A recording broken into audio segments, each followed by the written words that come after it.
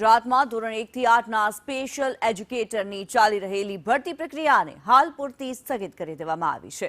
ગત 25 મેના રોજ આ ભરતીની સત્તાવાર જાહેરાત કરવામાં આવી હતી અને આજથી જ ઉમેદવારી પત્રો ભરવાની પ્રક્રિયા શરૂ થવાની હતી. જોકે કોર્ટ મેટર ઊભી થતા પ્રાથમિક શિક્ષણ પસંદગી સમિતિ દ્વારા આ નિર્ણય લેવાયો છે. ઉલ્લેખનીય છે કે રાજ્યમાં 2800થી વધુ જગ્યાઓ માટે આ મહત્વની ભરતી પ્રક્રિયા હાથ ધરવામાં આવી હતી.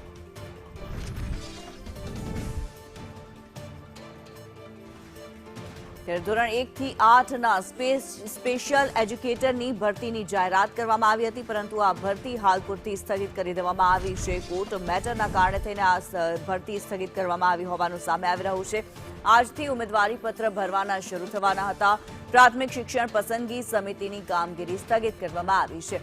હિરેન રાવલ અમારી સાથે જોડાયા છે. હિરેન, સ્પેશિયલ એજ્યુકેટરની ભરતી સ્થગિત કરવામાં આવી.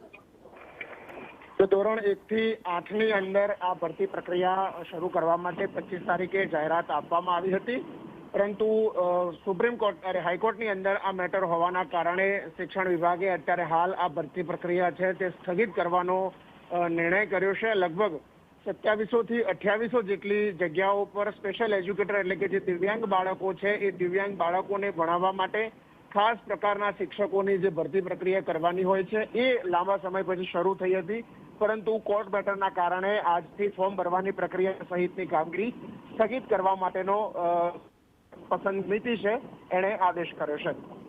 જી, ધન્યવાદ હિરેન આ માહિતી માટે.